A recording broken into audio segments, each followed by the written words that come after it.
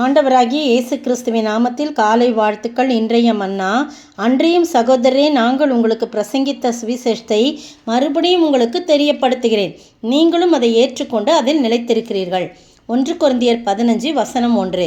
அப்போஸ்தலனாகிய பவுல் கொரிந்து சபைக்கு எழுதின நிறைய காரியம் சொல்லிட்டு இதை சொல்கிறார். நீங்கள் நிலைத்திருக்கீங்க, ஆனால் நான் உங்களுக்கு பிரசங்கித்த பிரகாரமாய் நீங்கள் அதை கை கொண்டிருந்தால் அதனால நீங்கள் ரட்சிக்கப்படுவீங்க. கை கொண்டா நிலைத்திருக்கிறீங்க, ஆனால் அதை கை கொள்ளணும். ப்ராக்டிக்கலாக நீங்கள் அப்ளை பண்ணணும். அதை அப்படி இருந்தால் தான் நீங்கள் என்ன செய்வீங்க, ரட்சிக்கப்படுவீங்க.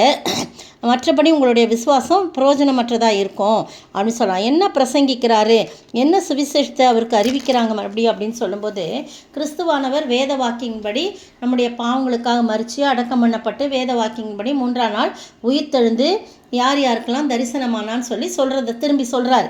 கேபானா பேதுரு, சீமோன் பேதுரை பற்றி சொல்லப்பட்டிருக்கு. மறுபெயர் அவருக்கு கேபான் இருக்குது. அப்புறம் பின்னும் பன்னிருவருக்கு. பன்னிருவர்னா யூதாஸ் காரியத்தை தான் ஆண்டு கொண்டு இறந்துடுறான். அதுக்கு பிறகு மத்தியாவுக்கு சீட்டு அவன் பேர் சீட்டு விழுது. அதனால் அவனும் பன்னிருவரில் ஒருத்தராக சேர்க்கப்பட்டான்னு அப்போஸ்தலர் 1:26 சொல்லப்பட்டிருக்கு. எனவே கேபாவுக்கும் பின்பு பன்னிருவருக்கும்னு சொல்லும்போது மத்தியாவை சேர்த்து பன்னிருக்கும் தரிசனமானார். அதன் பின்பு அவர் 500 பேருக்கு அதிகமான சகோதரருக்கும் ஒரே வேளையில் தரிசனமானார். அவர்களில் அநேகர் இந்நாள் வரைக்கும் இருக்கிறார்கள், சிலர் மாத்திரம் நித்திரை அடைந்தார்கள் என்று வேதம் எழுதப்பட்ட நாட்களில் சொல்லப்பட்டிருக்கு. பின்பு யாக்கோபுக்கும் அதன் பின்பு அப்போஸ்தலருக்கும் தரிசனமானான்னு சொல்கிறார்.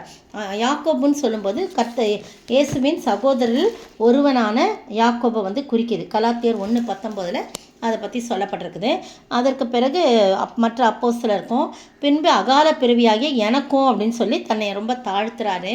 நான் அப்போஸ்தலர் எல்லாருமே சின்னவன், நான் அப்போஸ்தலன் என்று சொன்னப்படுறதுக்கு நான் தகுதி கிடையாது, ஏன்னா நான் ரொம்ப சபையெல்லாம் துன்பப்படுத்தினேன் அப்படின்னு சொல்கிறார். அதனால் மரித்தோர் கிறிஸ்து மரித்தோர் எழுந்தார் என்பதை பிரசங்கிக்கப்பட்டிருக்க.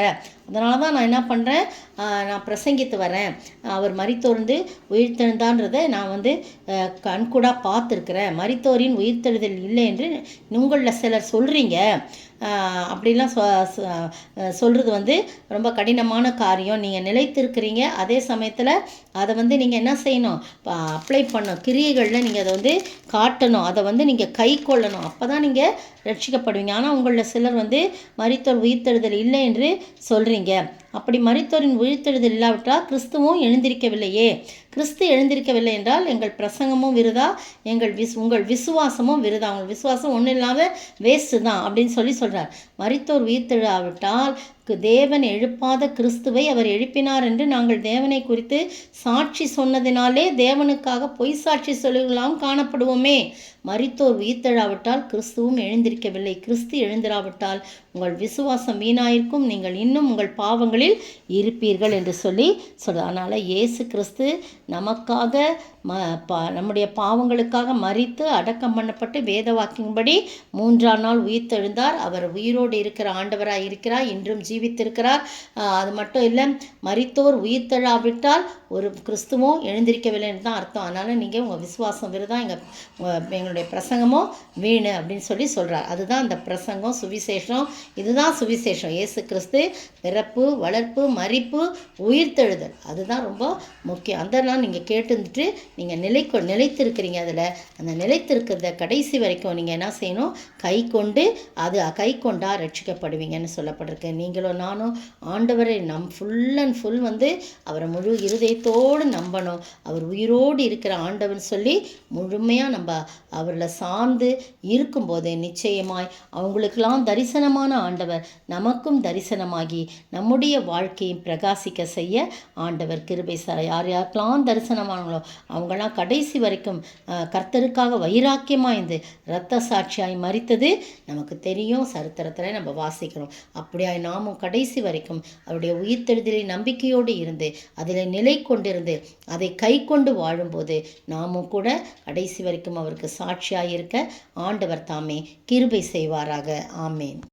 முள்முடி சீரசில் சுட அவரை சிலுவையில் அறைந்தனரே.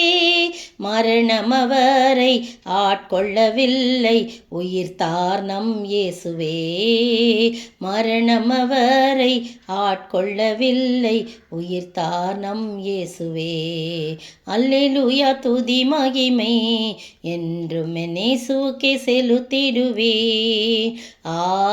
அல்லேலூயா, அல்லேலூயா, அல்லேலூயா. அல்லேலூயா, அல்லேலூயா, அல்லேலூயா. ஸ்தோத்திரிக்கிற ஆண்டவரே, துதிக்கிற ராஜா, நீர் எங்களுக்காக பிறந்து கர்த்தாவே வாழ்ந்து நன்மைகள் செய்கிறவராய் சுற்றி திரிந்து மரித்து 3வது நாள் உயிரோடே எழும்பினீர். இன்றைக்கும் உயிரோடே எங்கள் மத்தியிலே கடந்து வந்திருக்கிறீர். பரிசுத்த ஆவி எங்கள் மீது ஊதினீர். இப்படிப்பட்ட சுவிசேஷத்தை, இப்படிப்பட்ட பிரசங்கத்தின் மீது நாங்கள் கர்த்தாவே நிலைத்திருக்கவும், ஆண்டவரே அதை நாங்கள் கை கொள்ளவும், அதன் மூலம் நாங்கள் ரட்சிக்கப்படவும், விசுவாசத்திலே உறுதியாய் நிலைத்திருக்கவும் நீர் கிருபை செய்ய வேண்டுமாய் ஜெபிக்கிறோம். ஆசீர்வதிங்க, காத்துக்கொள்ளுங்க. இயேசு கிறிஸ்துவின் விலையேறப்பட்ட நாமத்தில் ஜெபிக்கிறேன் பிதாவே, ஆமீன், ஆமீன். நேற்றைய பதில்: இதோ கர்த்தருடைய பெரிதும் பயங்கரமான நாள் வருகிறதற்கு முன்னே நான் உங்களிடத்துக்கு எலியா தீர்க்கதரிசியை அனுப்புகிறேன். மல்கியா 4:5. இன்றைய தினத்தோடு சின்ன தீர்க்கதரிசிகளிலிருந்து புத்தகத்திலிருந்து கேள்விகள் கேட்கப்பட்டு முடிந்தது. இப்பொழுது நாம் புதிய ஏற்பாட்டுக்குள் கடந்து வருவோம். மத்தேயு எழுதின சுவிசேஷத்திலிருந்து உங்களுக்கு கேள்விகளாக கேட்கப்படும்.